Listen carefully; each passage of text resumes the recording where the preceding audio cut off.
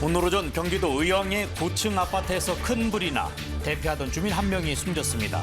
소방당국은 대응 1단계를 발령하고 긴급 진화에 나섰습니다. 이란이 핵 협상에 합의할 때까지 이란에 대한 해상 봉쇄를 유지할 거라고 트럼프 미 대통령이 밝혔습니다. 이란은 해상 봉쇄는 해적 행위라고 반발하며 전례 없는 군사 대응이 뒤따를 거라고 위협했습니다. 생후 8개월 아들을 폭행해 숨지게 한 30대 친모가 아동학대 치사 혐의로 긴급 체포됐습니다. 아이가 잠을 안 자고 칭얼대자 리모컨 등으로 때린 것으로 조사됐습니다. 2018년 윤창호법이 시행되면서 음주운전이 꾸준히 줄고 있지만 재범률은 여전히 40%를 웃돌고 있습니다. 동승자가 탑승한 음주운전 사고 비율은 12%로 나타났습니다. 여러분 안녕하십니까? KBS 12시 뉴스입니다. 경기도 의왕시의 한 아파트에서 불이 나 소방당국이 진화 작업을 벌이고 있습니다. 네, 자세한 소식 사회부 연결해 알아보겠습니다. 이혜지 기자, 인명피해 상황도 있군요. 네, 오늘 오전 10시 반쯤 경기 의왕시 내손동에 있는 20층짜리 아파트에서 불이 났습니다. 이 불로 대피하던 60대 남성 1명이 아파트 아래로 추락해 숨졌습니다. 또 주민 4명이 경상을 입고 병원으로 옮겨졌습니다. 현재 소방당국이 추가 인명피해가 있는지 확인하고 있습니다. 소방당국은 불이 난 지 15분 만에 대응 1단계를 발령하고 장비 24대와 인력 72명을 투입해 진화 작업을 벌였습니다. 이후 11시 20분쯤 큰 불을 잡고 잔불 진화 중입니다. 의왕시도 오전 10시 40분쯤 재난 문자를 보내 인근 주민들에게 안전에 유의해달라고 당부했습니다. 다시 한번 전해드립니다. 오늘 오전 10시 반쯤 경기 의왕시에 있는 20층짜리 아파트에서 불이 났습니다. 이 불로 대피하던 60대 남성 1명이 아파트 아래로 추락해 숨진 것으로 파악됐습니다.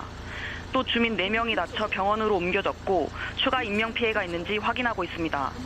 소방당국은 불이 난 지 15분 만에 대응 1단계를 발령해 11시 20분쯤 큰 불을 잡은 뒤 잔불 진화 중입니다. 지금까지 사회부에서 전해드렸습니다. 트럼프 미국 대통령이 해상 봉쇄는 이란과 핵 합의가 돼야 풀린다고 밝혔습니다.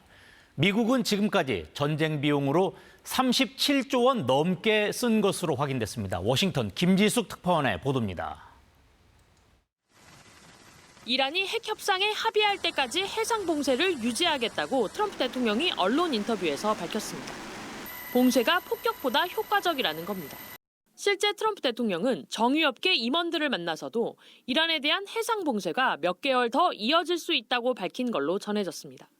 당장 군사 행동을 재개하기보단 경제적 압박을 극대화해 이란의 양보를 끌어내려는 전략으로 풀이됩니다.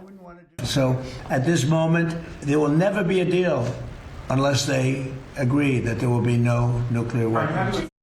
리 하원 청문회에 출석한 헤그세스 국방부 장관은 이란 전쟁의 정당성을 거듭 주장했습니다. 지난해 6월 폭격으로 이란의 핵시설은 완전히 파괴됐지만 이란의 핵무기 야망은 계속됐고 재래식 방어망을 구축하고 있다는 겁니다.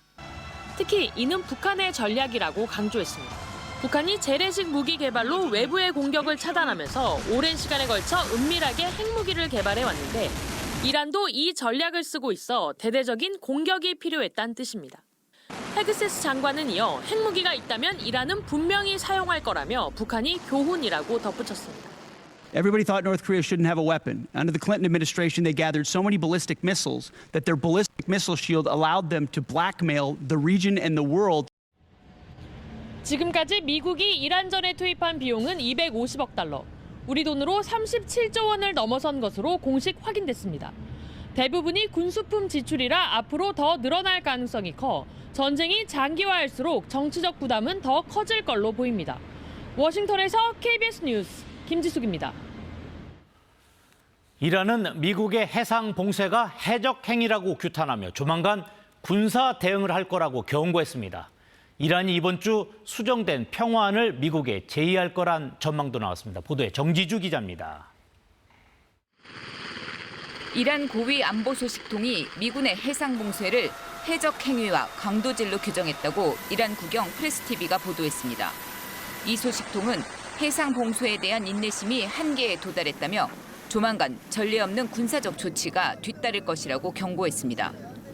지금까지 이란군이 보여준 절제는 외교에 기회를 주기 위한 것이지만 미국의 고집이 계속되면 전혀 다른 차원의 대응을 마주하게 될 것이라고도 위협했습니다. 자신들은 또 수십 년간의 제재 우회 경험과 긴 육로 국경을 갖고 있어 경제적 압박에 강력한 회복력을 갖고 있다고 강조했습니다. 이란 석유 장관도 해상 봉쇄로 적은 아무것도 못 얻을 거라고 했습니다. 이란 내 연료 공급과 유통은 안정적이라고도 주장했습니다. 그러면서도 절약과 소비 감소는 원칙이자 종교적 의무라며 전력과 연료 절약을 촉구했습니다. 이란 정부는 연료 부족 가능성에 대비한 조치에도 착수했습니다. 이란 전역의 공공기관에 오후 1시 이후 전력 사용을 최대 70%까지 줄이도록 했습니다. 미국과 이란 간 종전 협상이 교착 상태에 빠진 가운데 이란이 수정된 평화안을 빠르면 이번 주 안에 미국에 제시할 가능성이 있다고 CNN 방송이 보도했습니다. 새 협상안 내용은 확인되지 않았습니다. 이란은 핵 문제는 후속 협상으로 미루고 호르무즈 해협 재개방과 해상 봉쇄부터 해결하자고 했지만 미국은 핵 프로그램이 포함돼야 한다는 입장입니다. KBS 뉴스 정지주입니다. 푸틴 러시아 대통령은 다음 달 9일 전승절에 맞춰 우크라이나와 휴전할 뜻을 밝혔습니다. 트럼프 미국 대통령은 이란의 농축 우라늄 처리를 돕겠다는 푸틴 대통령의 제안을 거절하며 우크라이나 종전이 먼저라고 말했습니다. 보도에 우한울 기자입니다. 미러 정상 간 통화의 첫 의제는 러시아와 우크라이나의 휴전이었습니다. 푸틴 대통령은 다음 달 9일 2차 대전 승리 기념일인 전승절에 맞춰 우크라이나와의 휴전을 선언할 준비가 됐다고 말했다고 크렘린궁이 밝혔습니다. But I had a long talk with President Putin. I suggested a little bit of a ceasefire, and I think he might do that. 푸틴 대통령은 이란전에 대해서도 대화를 이어갔습니다. 미국이 이란을 다시 공격하면 국제사회에 매우 심각한 결과가 따른다며 특히 지상전은 용납될 수 없다고 경고한 것으로 전해졌습니다. 이어 이란 전쟁 해결에도 도움이 되고 싶다며 농축 우라늄 처리 지원 뜻을 내비쳤습니다. 2015년 핵합의 당시 이란 우라늄을 러시아로 반출했던 방식을 다시 꺼낸 것으로 풀이됩니다. 트럼프 대통령은 푸틴과 좋은 대화를 했다면서도 우크라이나 종전이 먼저라고 못 박았습니다. He told me he'd like to be involved with the enrichment if he can help us get it. I said I'd much rather have you be involved with ending the war with Ukraine. 푸틴의 우라늄 협력 제안을 사실상 거부하고 우크라이나 종전을 압박한 것으로 풀이됩니다. 우크라이나전과 이란전 가운데 어느 쪽이 먼저 끝나겠냐는 질문에는 두 가지가 비슷한 시간표에 있는 것 같다고 답했습니다. 우크라이나는 현지 시각 어제 1,500km 떨어진 러시아 석유 펌프장까지 드론으로 타격하며 공격 사거리를 계속 넓히고 있습니다. KBS 뉴스 우한울입니다. 미국 연방준비제도가 기준금리를 동결했습니다. 올해 들어 세 번 연속 동결인데 고유가로 인한 물가가 고려됐습니다. 뉴욕 박일중 특파원의 보도입니다. 미국 기준금리가 연 3.5에서 3.75%로 유지됐습니다. 올해 들어 세 번 연속 동결입니다. 역시 중동 사태로 인한 고유가와 경제 불확실성이 이유였습니다. The economic outlook remains highly uncertain, and the conflict in the Middle East has added to this uncertainty. In the near term, higher energy prices will push up overall inflation. 금리는 예상대로 동결됐지만 투표권을 가진 위원 12명 중 4명이 반대했습니다. 30여 년 만에 처음입니다. 트럼프 대통령이 임명한 마이런 이사는 금리 인하를 주장했고 다른 위원 3명은 금리 동결을 지지하지만 완화적인 통화정책 기조가 결정문에 담기는 걸 반대했습니다. 보다 강경한 내용을 담아야 한다는 건데 금리 선물 시장은 이미 올해는 금리 인하가 없을 것으로 내다보고 있고 내년엔 인하보다 인상 전망이 더 많습니다. 국제유가도 공급 혼란 장기화 전망 속에 브렌트유가 4년 만에 가장 높은 수준을 기록하며 물가에 대한 우려를 더 키웠습니다. 다음 달 8년 만에 의장직을 내려놓는 파월 의장은 법무부에 자신에 대한 수사가 완전히 끝날 때까지 이사직은 유지하겠다고 밝혔습니다. I've said that I will not leave the board until this investigation is well and truly over with transparency and finality, and I stand by that. 트럼프 대통령이 후임 연준 의장으로 지명한 케빈 월시의 인준안은 미 상원 은행위원회를 통과했고 이제 상원 전체 표결만을 남겨두고 있습니다. 뉴욕에서 KBS 뉴스 박일중입니다. 트럼프 미국 대통령이 독일에 주둔하는 미군을 감축하는 방안을 검토하고 있습니다. 트럼프 대통령은 현지 시각 29일 소셜미디어에 독일에 있는 병력의 감축 가능성을 살펴보고 있다며 조만간 결정할 거라고 밝혔습니다. 앞서 트럼프 대통령은 독일 국방장군의 이란 전쟁은 우리의 전쟁이 아니라는 발언과 메르츠 독일 총리의 이란 전쟁 출구 전략이 보이지 않는다는 비판 등에 대해 불만을 표현해왔습니다. 유럽에는 미군 약 6만 8천 명이 배치돼 있으며 이 가운데 독일의 가장 많은 수가 주둔해 있습니다. 생후 8개월 된 아들을 TV 리모컨 등으로 때려 숨지게 한 30대 여성이 긴급 체포됐습니다. 경찰은 아이가 자지 않고 칭얼거려서 범행을 저질렀다는 친모의 진술을 확보하고 수사를 이어가고 있습니다. 이정은 기자가 보도합니다. 생후 8개월 된 아들의 머리를 때려 숨지게 한 친모가 경찰에 붙잡혔습니다. 경기 남부경찰청은 아동학대 치사 혐의로 30대 A씨를 긴급 체포해 조사하고 있다고 밝혔습니다. A씨는 지난 10일 경기 시흥 자택에서 8개월짜리 아들의 머리를 TV 리모컨 등으로 여러 차례 때려 숨지게 한 혐의를 받습니다. 폭행 직후 A씨는 아들을 데리고 경기 부천에 있는 병원을 찾았는데 당시 의료진은 아이가 두개골 골절 등 머리를 크게 다쳤다며 입원 치료를 권했습니다. 하지만 A씨는 아들을 데리고 집으로 돌아갔고 나흘 뒤 아이는 끝내 숨졌습니다. A씨는 경찰 조사에서 아이를 씻기다 넘어뜨려 다쳤다고 진술했다가 경찰이 홈캠 영상 등을 토대로 추궁하자 아이가 잠을 자지 않고 칭얼거려 범행했다고 자백한 거로 전해졌습니다. 홈캠 영상에는 A씨 부부가 숨진 아들만 남겨둔 채 몇 시간씩 자리를 비우는 등 방임한 정황도 담겨 있었습니다. 국과수는 아이가 머리 손상으로 숨진 거로 추정된다는 1차 소견을 경찰에 전달했습니다. 경찰은 A씨 진술과 영상, 국과수 소견 등을 토대로 A씨에 대한 구속영장을 신청할 예정입니다. 또 친부를 상대로 학대 방조와 방임 혐의에 대해서도 추궁할 방침입니다. KBS 뉴스 이정은입니다. 경북의 한 초등학교 교사가 수업 시간에 여학생들을 교실 안에서 성추행했다는 의혹이 제기됐습니다. 반 여학생 대부분이 담임 교사에게 비슷한 피해를 당했다는 호소가 이어지자 학교 측은 교사를 직위 해제하고 경찰에 신고했습니다. 김혜진 기자의 보도입니다. 초등학교 2학년 딸을 둔 A씨. 학년이 바뀌고 한 달 정도 지났을 때 아이가 학교에서 있었던 일을 털어놨습니다. 선생님이 자꾸 몸을 만져요. 위에 올라서 올라와서 배를 만졌고 밑으로는 여기 살 접히는 쪽을 만졌어. 같은 반 여학생 대부분이 30대 담임교사에게 비슷한 일을 당했다고 말했습니다. 아이한테 물어봤어요. 너도 혹시 비슷한 일 있었어? 그러니까 선생님이 배를 만졌어 라고. 해당 교사는 수업 시간에 볼 유튜브 영상을 직접 고를 수 있게 해주겠다며 학생을 교탁 뒤로 불렀습니다. 이제 여자아이들만 지목을 당하고 나오라고 해서 나가면 선생님 옆에서 꼭 그거를 같이 봐야 한다. 자리에 앉은 다른 학생들은 교탁 뒤에서 벌어진 일을 볼 수 없었습니다. 본 친구들이 없어. 선박 교탁이 있잖아. 그래서 본 친구들이 없어라고 얘기를 하더라고요. 피해 신고가 접수되자 학교 측은 해당 교사를 직위 해제하고 경찰에 신고했습니다. 너무 힘들고 그리고 악몽들을 좀 계속 이제 아이가 꾼다고 하더라고요. 선생님이 돌아오는 꿈을 꿔서 무서워서 깼다고 오늘 아침에도.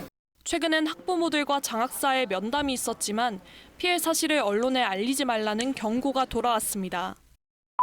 교육 자체가 실추되는 거죠. 교육청 나갈 때 뭘또 정보를 돌리고 싶으시다면 매스컴에 알리시고 제보를 하시는. 장학사는 학생들이 언론에 노출될 경우 피해를 입을 수 있기 때문에 조심하자는 취지였다고 밝혔습니다. 해당 담임교사는 입장을 묻는 취재진의 질문에 경찰 조사 이후 말씀드릴 수 있을 것 같다고 답했습니다. KBS 뉴스 김혜진입니다. 결혼정보회사 듀오의 개인정보 유출로 피해자들의 불안이 커지고 있습니다. 범죄 악용 우려까지 제기됩니다. 듀오는 유출 1년이 지나서야 알렸는데 피해자들이 집단 소송으로 대응하기로 했습니다. 강수현 기자의 보도입니다. 업계 1위라는 말만 믿고 3년 전 결혼정보회사 듀오에 가입한 30대 여성. 가입 당시 자신의 개인정보는 물론 부모님 재산과 형제의 직장까지 수집하는 걸 보고 불안감을 느꼈다고 말합니다. 이런 서류 제출해도 되는 거냐라고 물어보면 자기네는 이런 서류 관리하는 데도 따로 있고 어디 보여주는 것도 아니고 하니까 걱정 마시라고 하면서. 믿음의 결과는 전방위적인 개인정보 유출. 전신 사진까지 촬영해 제출한 터라 딥페이크 범죄에 활용될까 하루하루가 불안합니다. 전신샷이랑 얼굴 사진을 따로 찍어요. 그런 딥페이크 이런 데 이용된다고 하면 조금 무섭기는 하죠. 피해자들을 더욱 분노케 하는 건 듀오 회사의 사후 대응입니다.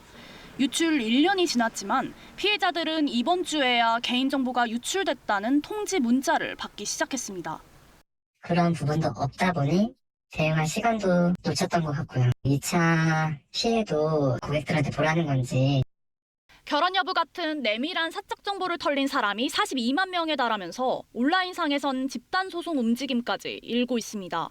법적 대응을 위한 온라인 카페가 개설됐고 오픈 채팅방에서도 대응 논의가 활발합니다. 현재까지 소송 참여 의사를 밝힌 인원은 수십 명 수준이지만 피해를 통보받는 가입자가 늘고 있어 소송 규모는 더 커질 것으로 보입니다.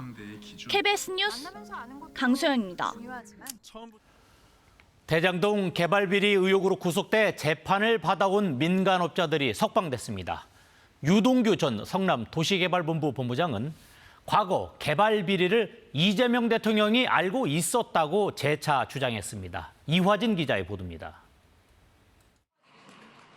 대장동 개발 비리로 1심에서 유죄가 인정돼 징역형을 선고받은 민간업자들이 서울구치소를 차례로 나섭니다. 지난해 10월 1심 선고 이후 항소심 절차가 지연되면서 신급별로 구속 상태를 유지할 수 있는 최대 6개월이 지나 오늘로 구속 기한이 만료됐기 때문입니다. 유동규 전 성남도시개발공사 본부장은 출소 후 취재진과 만나 당시 개발 비리 등을 이재명 대통령이 미리 알고 있었다고 재차 주장했습니다. 그러니까 성남시에서 당시 분명히 부조리가 있었고 그거는 시장도 알았고 시장이 모르고 진행될 수가 없습니다. 근데 몰랐다. 이거는 무능하다는 걸 자처하는 것밖에. 최근 남욱 변호사 등 주요 피고인들이 이재명 대통령의 관련성에 대해 진술을 번복한 데 대해선 권력이 무서워서 거짓말로 돌아섰다고 주장했습니다. 그러면서 검찰의 항소 포기 또한 이 대통령의 지침이 있었다고 주장했습니다. 검찰이 지면 진다고 해가지거나 이긴다고 했을 때 자꾸 항소 같은 거 많이 하지 마라. 이재명이 이야기하지 않았습니까? 그거의 지침이 따른 것 아닌가 생각됩니다. 유 전 본부장 등은 대장동 개발 사업 과정에서 모두 7천억 원이 넘는 부당 이득을 취하고 성남 도시개발공사에 4,800억 원 상당의 손해를 끼친 혐의로 기소됐습니다. 지난해 10월 1심에선 유 전 본부장과 김만배 씨는 각각 징역 8년을, 남 변호사는 징역 4년을 선고받아 법정 구속된 바 있습니다. 항소심 절차 지연으로 최대 구속기간이 만료돼 석방됐지만 이후 재판이 끝나 최종 형이 확정될 경우 다시 남은 형기를 채우게 됩니다. KBS 뉴스 이화진입니다. 더불어민주당은 4월 한 달 100개 넘는 민생 법안을 처리했다며 정부 여당의 성과를 강조했습니다. 반면 국민의힘은 대통령 말 한마디에 졸속 정책이 난무하고 있다고 비판했습니다. 원동희 기자입니다. 민주당은 4월 국회 103개 법안을 처리했다고 성과를 내세웠습니다. 전세 사기 피해자 지원법 등 주요 국정과제 민생 법안이 국회를 통과했다며 정부 여당의 힘있는 정책 추진을 강조했습니다. 중동발 경제위기 대응에도 계속 힘쓰겠다고 말했습니다. 중동 위기 속에서 더욱 세심한 정책과 대응으로 국민 부담이 가중되지 않도록. 국회 조작기소 국정조사에선 강압수사와 진술 조작이 드러났다며 특검법 발의도 예고했습니다. 국정조사에서 밝혀진 정치검찰의 범죄는 특검 수사를 통해 끝까지 파헤쳐야 합니다. 다만 이재명 대통령 사건 때문이란 논란을 의식한 듯 특검에 공소 취소권까지 주는 건 고려하고 있지 않다고 선을 그었습니다. 국민의힘은 대통령 말 한마디에 공공부문 비정규직 공정수당과 같은 졸속 정책이 추진되고 있다. 정부 여당의 밀어붙이기라고 비판했습니다. 짐이 곧 국가인 왕정국가가 되고 있습니다. 이재명 대통령이 한마디 하면 논의도 검토도 없이. 또 이번 조작기소 국정조사는 대통령의 유죄만 입증한 자폭 국정조사였다고 날을 세웠습니다. 대북 송금은 이재명 당시 지사 방북 대가라는 게 드러났고 이른바 연어술 파티가 없었다는 것도 명확해졌다고 주장했습니다. 시작은 위헌과 위법이었고 과정은 야망과 폭력이었지만 결과는 이재명은 유죄라는 것을 만천하에. 그런데도 민주당은 공소 취소라는 다음 단계로 넘어가려 한다며 법치 유린이자 사법 파괴라고 비판했습니다. KBS 뉴스 원동입니다. 중동 전쟁의 여파에도 불구하고 지난달 산업 생산과 소비, 투자 지표가 모두 상승했습니다. 다만 전쟁 영향은 시간이 갈수록 더 가시화될 것으로 전망됩니다. 이승훈 기자가 보도합니다. 지난달 전 산업 생산은 2월보다 0.3% 증가했습니다. 서비스업의 생산이 1.4% 늘었는데 주식시장 호조로 금융보험이 4.6% 증가했고 운수 창고도 4% 가까이 늘었습니다. 광공업은 0.3% 증가했습니다. 자동차와 운송 장비 등의 생산이 많이 는 반면 중동 전쟁의 영향이 큰 석유 정제는 6% 넘는 감소폭을 보였습니다. 소비를 나타내는 소매 판매는 전달보다 1.8% 증가했습니다. 휴대전화 신제품 출시와 신학기 수요 증가 등으로 통신기기와 컴퓨터 같은 내구재의 판매가 크게 늘었습니다. 데이터처는 분기 기준으로 3분기 연속 소매 판매가 늘었다며 소비가 이제 바닥을 다지고 올라오고 있는 것으로 보인다고 분석했습니다. 설비 투자는 항공기 같은 운송 장비 투자가 늘며 전달보다 1.5% 증가했습니다. 이렇게 산업 활동을 보여주는 생산과 소비, 투자 지표가 모두 증가한 건 6개월 만입니다. 데이터처는 중동 전쟁이 3월 산업 활동 지표에 미친 영향은 제한적이었다고 평가했습니다. 다만 이번 달부터는 전쟁의 영향이 좀 더 본격화될 수 있을 것으로 보고 있습니다. 4월이나 5월에 본격적으로 전쟁으로 인한 그 영향이 산업관이든 아니면 생산 소비관이든 그런 부분에 있어서는 향후에 분명히 하방 경직적인 요인으로. 현재 경기를 보여주는 동행순환 변동치는 전달보다 0.5포인트 상승했고 미래를 전망하는 선행순환 변동치는 0.7포인트 올랐습니다. KBS 뉴스 이승훈입니다. 3월 국세 수입이 지난해 같은 기간보다 5조 5천억 원 늘어난 37조 8천억 원으로 집계됐다고 재정경제부가 밝혔습니다. 근로소득세와 양도소득세가 2조 2천억 원 늘었고 증권거래세와 거래대금 증가와 세율 인상 등으로 8천억 원 더 거쳤습니다. 농어촌 특별세는 코스피 거래대금 등이 늘면서 1조 원 늘었고 법인세도 9천억 원 증가했습니다. 현재까지 국세 수입은 올해 목표한 예산상 세수의 26.2%로 최근 5년과 비교했을 때 0.2%포인트 높은 수치입니다. 악성 미분양으로 분류되는 준공 후 미분양이 지방 위주로 소폭 줄었지만 수도권 지역은 늘었습니다. 국토교통부 3월 주택 통계를 보면 지난달 말 기준 전국의 미분양 주택은 한 달 전에 비해서 1.4% 감소한 6만 5천여 가구였으며 준공 후 미분양도 2.8% 감소한 3만 400여 가구였습니다. 준공 후 미분양의 경우 지방이 한 달 전에 비해 3.7% 줄어든 반면 수도권 경기 지역이 8% 늘었습니다. 비만 치료 주사제가 무분별하게 처방되는 실태 최근 보도해드렸었는데요. 정작 이 치료제가 꼭 필요한 사람들은 비용 부담 때문에 치료를 포기하고 있습니다. 홍성희 기자가 취재했습니다. 자폐증을 앓고 있는 30대 남성입니다. 몸무게 165kg, 맞는 옷을 찾기 힘든 초고도 비만입니다. 살이 찌며 찾아온 만성 질환이 한두 가지가 아닙니다. 고혈압, 당뇨, 심혈관 질환. 음식을 조절해야 하지만 먹는 것에 집착이 강해 가족도 말리기 어렵습니다. 인스턴트 같은 거 좋아하지.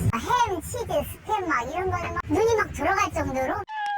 운동 역시 강하게 거부합니다. 진정하세요. 우리 여기까지 마셔요.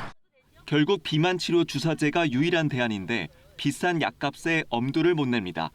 50만 원이 넘으니까 한 달, 두 달이 아니라 장기간을 그걸 해야 되니까. 지적 장애가 있는 이 여성도 사정이 비슷합니다. 정상 체중의 2배지만 활동량은 턱없이 적고 운동을 하거나 음식을 조절할 의지도 부족합니다. 최근 맞기 시작한 비만 치료제, 한 달 약값이 57만 원인데 수입은 장애인연금 35만 원이 전부입니다. 지금은 맞고 있지만 중단을 해야 되는 상황이 올 수도 있을 것 같아요. 비만은 사회 환경적 요인이 큰 질환입니다. 장애가 있거나 소득이 적을수록 유병률이 높게 나타납니다. 이 때문에 취약계층의 비만 문제는 개인에게만 맡길 게 아니라 건강보험 적용 등 정책적 지원이 필요하다는 지적이 나옵니다.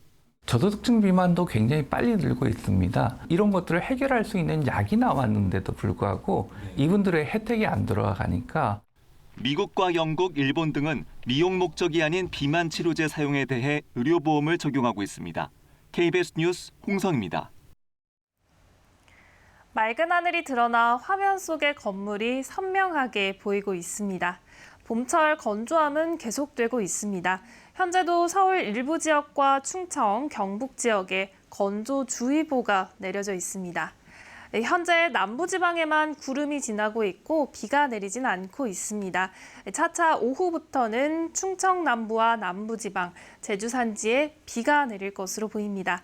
내일 아침까지 영남은 5에서 10mm, 충북 남부와 호남 지역에 5mm 안팎의 비가 내릴 수 있겠습니다.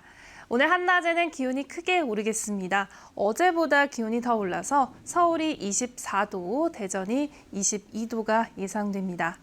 날은 더 따뜻해지겠습니다. 노동절인 금요일과 토요일에는 맑은 날씨 속에 따뜻한 날씨가 예상됩니다. 일요일에는 전국에 한때 비가 내리면서 기온이 다소 꺾이겠습니다. 날씨 전해드렸습니다. 오늘 오전 경기도 의왕의 고층 아파트에서 큰 불이 나 대피하던 주민 한 명이 숨졌습니다.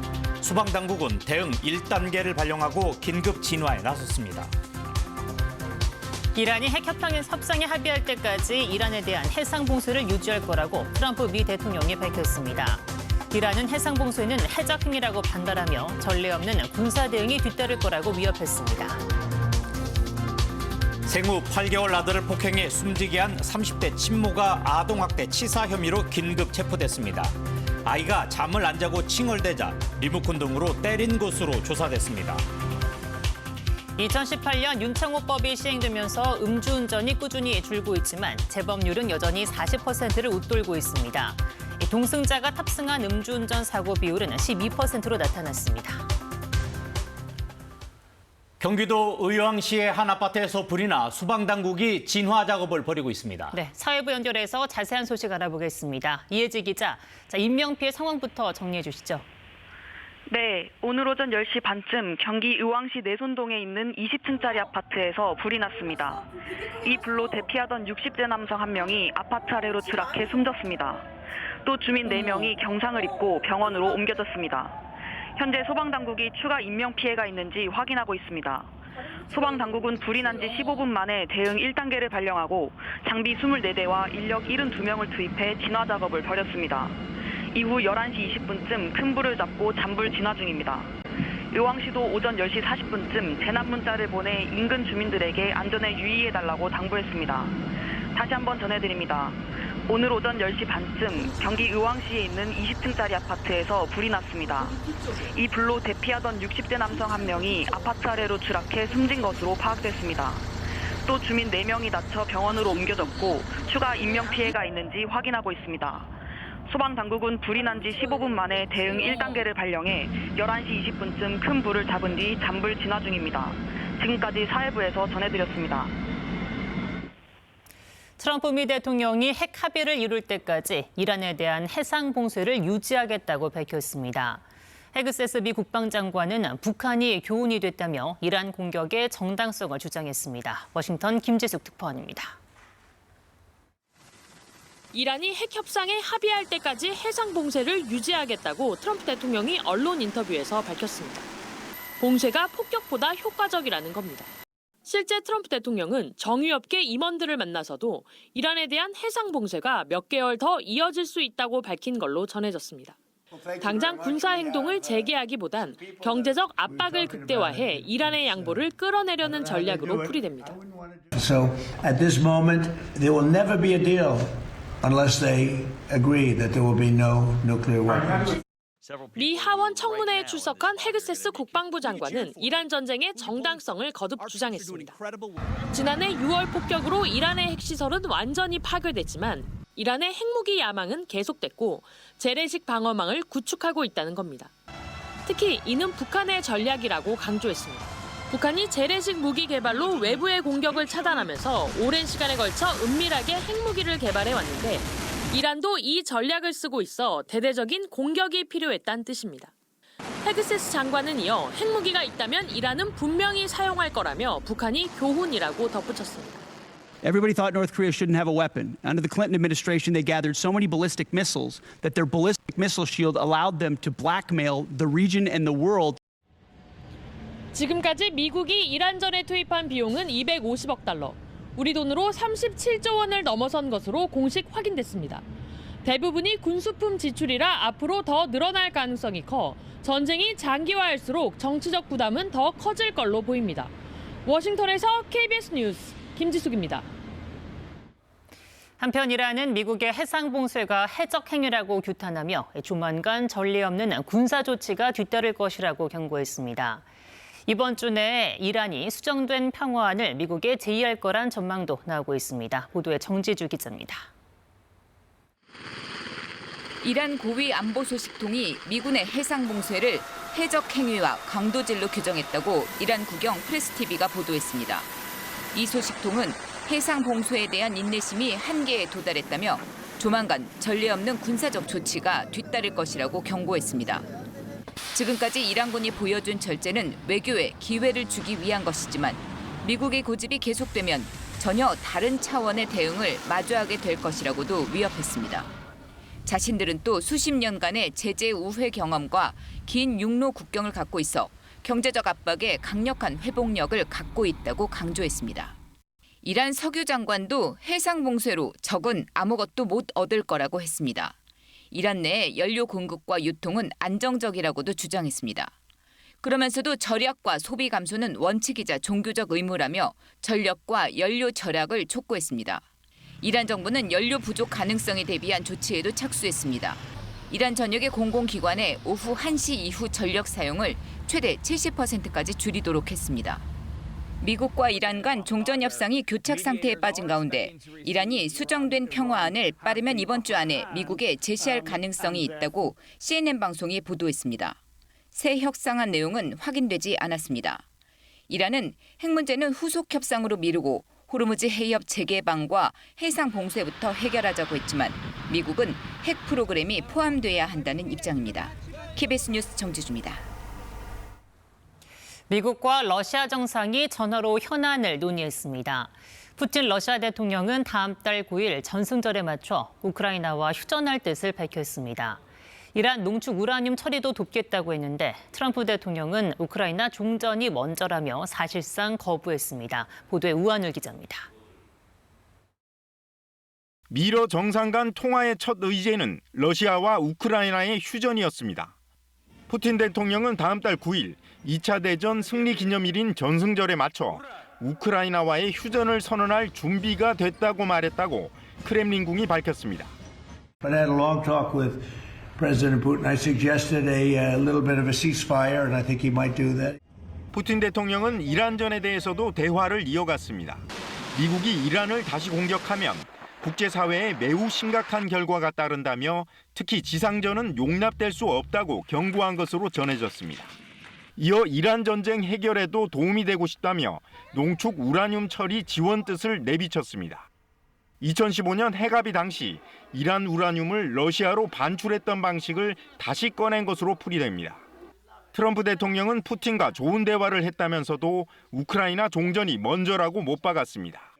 He told me he'd like to be involved with the enrichment if he can help us get it. I said I'd much rather have you be involved with ending the war with Ukraine. 푸틴의 우라늄 협력 제안을 사실상 거부하고 우크라이나 종전을 압박한 것으로 풀이됩니다. 우크라이나전과 이란전 가운데 어느 쪽이 먼저 끝나겠냐는 질문에는 두 가지가 비슷한 시간표에 있는 것 같다고 답했습니다.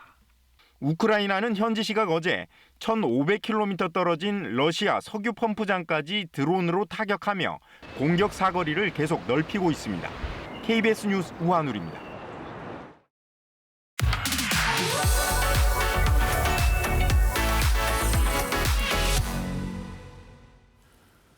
불과 수백만 원짜리 드론 한 대에 수백억 원대가 넘는 고가의 전투 무기와 장비가 무너지고 있습니다. 드론은 전장의 조연이 아니라 현대전의 문법 자체를 통째로 바꾸는 게임 체인저가 됐습니다. 우리에게 더 피부에 와닿는 위협입니다. 북한은 고성능 드론 제작 기술을 향상해서 우리를 위협하고 있습니다. 우리 군은 이런 위협에 어떤 방패와 창을 준비하고 있을까요? 국방부 전준범 국장 모시고 우리 군의 미래 전략 짚어보도록 하겠습니다. 어서 오세요. 네, 안녕하십니까. 최근에 중동 전쟁, 우크라이나 전쟁 보면은 드론이 정말 많은 역할을 하고 있는데 어떻게 평가하십니까? 네, 최근 중동과 우크라이나 전장은 드론이 전쟁의 문법을 바꿨다는 것을 극명하게 보여주고 있습니다. 네. 가장 큰 변화는 전장의 투명화입니다. 과거에는 수천억 원짜리 위성이나 정찰 기반이 할 수 있었던 감시 업무를 이제는 수백만 원짜리 소형 드론이 24시간 수행을 하고 있습니다. 예. 이로 인해 적의 위치와 움직임이 실시간으로 노출되면서 현대전은 사실상 숨을 곳이 없는 전쟁으로 변했다고 볼 수 있습니다. 또한 드론은 저렴한 비용으로 전차나 전투기 같은 값비싼 무기체계를 무력화하는 핵심 타격수단이 되었습니다. 예. 사람이 직접 가기 위험한 곳에 드론을 투입해 인명피해는 줄이면서도 전투 효율은 극대화하고 있습니다. 결론적으로 현대전에서 드론은 적은 비용으로 전세를 뒤집을 수 있는 가장 위협적인 가성비 무기이자 승패를 결정짓는 필수 전력으로 평가를 받고 있습니다. 자, 이렇게 지금 드론이 전쟁에서의 어떤 그 활동이라든지 역할이 굉장히 큰 것 같은데 이렇게 되면 앞으로 전쟁 양상도 좀 달라지는 거 아닙니까? 예. 미래의 전쟁은 무인화와 자동화가 지배하게 될 것입니다. 가장 큰 변화는 수백 대의 드론이 하나의 유기체처럼 협동하는 군직 기술의 보편화입니다. 예. 이는 기존의 방어 체계로는 대응하기 어려운 압도적인 수량으로 적을 무력화하는 전술이 핵심이 됐다는 것을 의미합니다. 둘째로 AI가 자율비행으로 스스로 목적지까지 이동하는 무인 체계가 등장할 것입니다. 이를 통해 전투원이 다양한 무기 체계를 운영함으로써 하나하나 조종하지 않고도 개개인의 전투력이 극대화될 것입니다. 사실 이제 우리나라는 휴전 상황이잖아요. 그래서 어떻게 보면 북한이 지금 위협적인 상황이 있기 때문에 이런 부분도 신경 쓸 수밖에 없는데 북한의 드론 기술 어느 정도로 발전해 있습니까? 과거 북한 드론은 적과 중국 부품을 조립한 단순한 수준이었지만은 예. 최근에는 미국의 첨단 무인기와 외형이 흡사한 고성능 기종을 직접 제작할 정도로 기술이 급성장하고 있습니다. 현재 다양한 자폭 드론들을 실전 배치 가능한 수준으로 보유한 것으로 분석이 됩니다. 최근에는 러시아와의 기술 협력으로 첨단 드론 생산 기술을 고도화하고 있으며 전쟁 파병을 통해 드론의 실전 운영 노하우까지 빠르게 흡수하고 있다는 점이 매우 위협적으로 보이고 있습니다. 자, 그렇다면 당장 이제 우리나라는 대응해야 되지 않겠습니까? 우리나라의 기술력은 어느 정도 발전해 있는 상황입니까? 예. 우리 군은 세계적인 수준 기술력을 바탕으로 감시 정찰은 물론 정밀 타격이 가능한 공격형 드론까지 즉각 투입할 수 있는 만반의 대비 태세를 갖추고 있습니다. 네. 앞으로도 세계 최고 수준의 첨단 드론 전력을 지속적으로 확보해 나갈 것입니다. 특히 우리가 집중하는 핵심은 장비를 넘어선 사람, 즉 50만 드론 전사 양성입니다. 이제 드론은 소수 전문가의 영역이 아닙니다. 모든 장병이 소총을 다루듯 드론을 손쉽게 운영할 수 있는 환경을 구축하고 있습니다. 전 장병이 드론 전문가가 됨으로써 이제 어떤 전장 상황에서도 즉각 대응할 수 있는 AI 과학기술 강군을 건설하는 것이 우리 군의 최종 목표입니다. 자, 그런데 우리가 이제 드론 기술을 개발하는 과정에서 부품을 이거 외국산을 쓰는데 이런 부분 좀 우리에게 약점이 될 수 있는 것 아니냐 이런 이야기 있었는데 이런 부분 어떻게 보시나요? 예, 외국산 부품 사용에 따른 보안 취약점과 공급망 안보 문제는 저희 국방부가 가장 엄중하게 인식하고 있는 사안입니다. 예. 국방부는 이를 해결하기 위해 드론 국산화 가이드라인을 수립하고 비행 제역이나 배터리, 모터 등 핵심 부품에 대한 국산화를 강력하게 추진하고 있습니다. 특히 50만 드론 전사 양성을 목표로 2026년에 13,000여 대의 드론이 도입되는데 핵심 부품의 국산화율을 대폭 높이고 소스코드 분석과 악성코드 심사 등 보안 검증 체계를 가동해서 데이터 유출 및 해킹 가능성을 원천 차단할 예정입니다. 국방부는 단순한 드론 장비 확보를 넘어 안전한 드론 부품 공급망 구축에 역량을 집중하고 있다고 볼 수 있습니다. 자, 결국은 이제 우리나라 안보를 위해서라도 드론 관련돼서 기술력이 높아져야 될 것 같은데 어떻습니까? 이렇게 기술이 높아지는 것에 대한 방향 어떻게 가야 된다고 보십니까? 우리 군의 미래 드론 기술은 단순한 원격 조정을 넘어서 AI가 스스로 상황을 판단하고 임무를 수행하는 지능형 자율 체계로 진화를 해야 합니다. 특히 유인 전력과 무인 드론이 한 팀이 되어 싸우는 유무인 복합 전투 체계 멈티라고 하는 개념이 수백 대의 드론이 유기적으로 움직이는 군입 드론 기술 확보에 역량을 집중해야 하겠습니다. 국내 드론 및 안티 드론 관련 민간 기술의 실전성을 검증하고 혁신적인 아이디어를 발굴하기 위해 국방부는 오는 9월에 드론 공방전을 개최합니다. 이번 행사는 단순한 경연을 넘어서 국내 기업의 최첨단 기술 시험과 전시를 병행해서 국방 기술이 관련 산업 전체로 발전할 수 있는 마중물이 될 것입니다. 국민 여러분의 많은 성원과 관심을 부탁드립니다. 네, 알겠습니다. 오늘 여기까지 듣도록 하겠습니다. 지금까지 국방부의 전준범 국장님과 이야기 나눠봤습니다. 고맙습니다. 예, 감사합니다.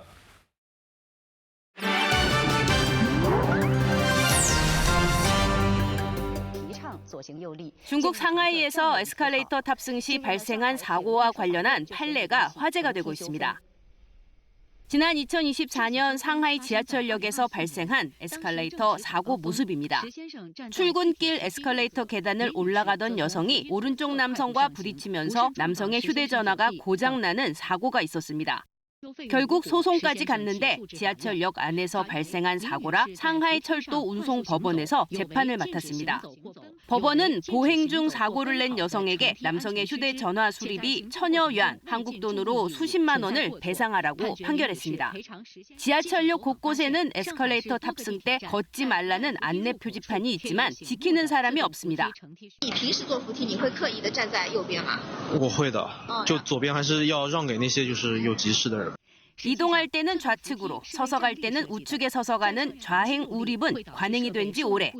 하지만 안전하지 못하고 불균형으로 인해 고장도 높아 당분간 에스컬레이터 좌행 우립에 대한 논의가 잇따를 전망입니다.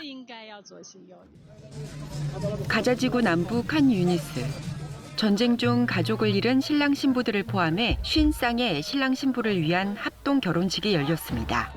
춤과 음악 등 축제와 같은 현장 참석자들의 얼굴에도 오랜만에 축하와 기쁨의 미소가 가득합니다.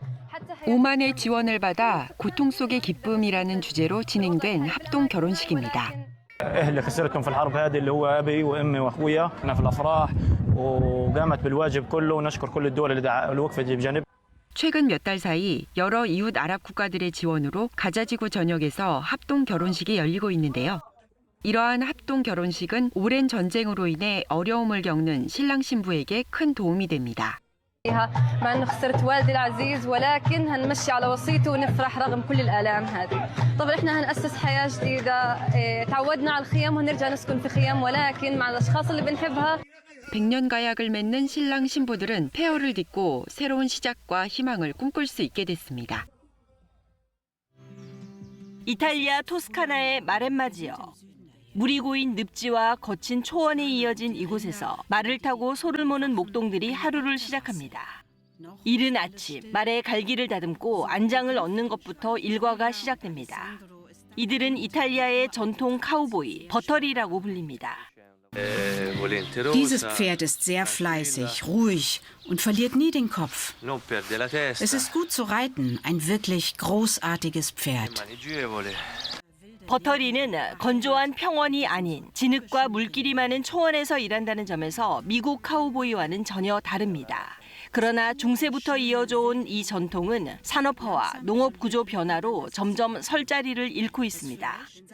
한때 수백 명에 달했던 버터리는 이제 수십 명만 남았습니다. Es ist eine sehr robuste, lokale und widerstandsfähige Rasse und das Fleisch ist köstlich. 아름다운 풍경 속 이어지는 고된 노동. 습지와 초원을 누비던 유럽의 카우보이 버터리는 이제 마지막 세대를 지나고 있습니다. 요코하마시의 한 카페. 과거 유치원이었던 곳인데요. 예전 원아들이 성인이 된 지금 다시 이곳을 찾고 있습니다. 과거 원장 선생님을 만나기 위해서입니다. 주인공은 73살의 우에무라 씨. 근력이 떨어지는 난치병을 앓아 걷거나 말하는 것조차 쉽지 않지만 지금도 카페에 앉아 제자들을 맞이하고 있습니다. 42년 전 유치원을 시작해 600여 명의 아이들을 돌봐온 우에무라 씨. 아이들이 마음껏 뛰어놀 수 있도록 늘 곁에서 조용히 지켜봤습니다. 지금도 찾아오는 제자들에게 당시 모습을 들려줍니다. 얼마 전 후쿠오카에서 25살 마오 씨가 찾아왔는데요. 밝고 말하기를 좋아하던 어린 시절과 달리 사회생활 속에서 인간관계 때문에 힘든 시간을 보내고 있다고 합니다. 교류구나. 가리요. 마오 씨는 선생님의 이 한마디가 큰 힘이 됐다고 합니다. 우에무라 씨는 비록 몸은 예전 같지 않지만 여전히 카페를 지키며 제자들에게 조금이라도 힘이 되고 싶다고 말합니다. KBS 월드뉴스입니다.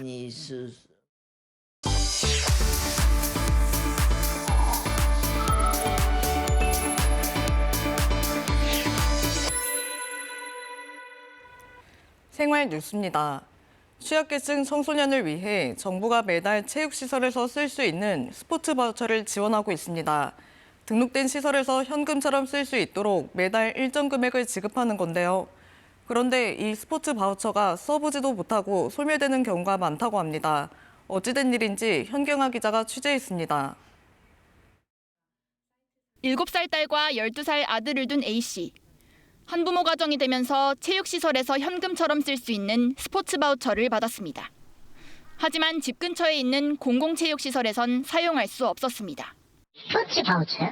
그런 거는 저희는 안 돼요. 저희 쪽에서는 정부에서 관리하는 데가 아니다 보니까.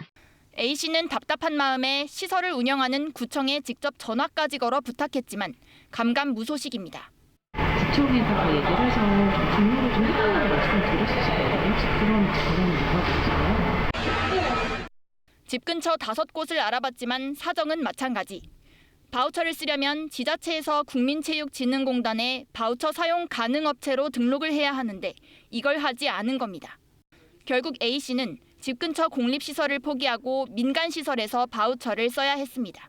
몇 번이나 읍조를 해가지고 전화를 드렸었는데 계속 거절당했었고 우리는 그런 거 안 한다고 하니까 사실 조금 많이 상처가 되었죠. 최근 3년 동안 취약계층을 돕는다며 발급한 스포츠 바우처는 2,800억 원.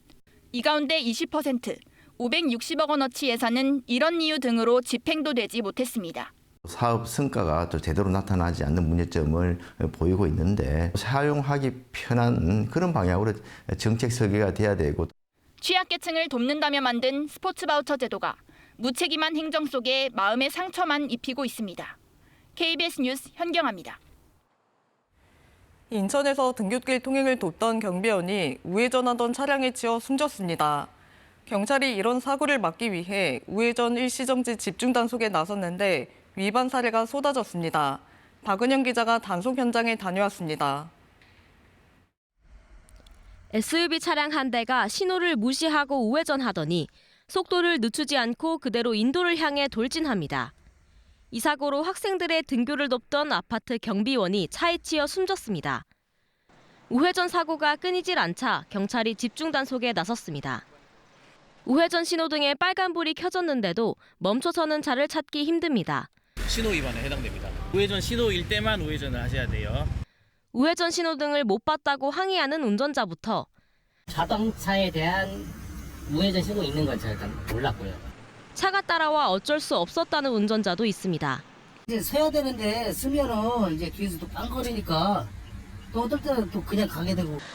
오전 30분 동안 진행된 단속에서 적발된 위반 차량만 6건, 5분의 한 대꼴이었습니다.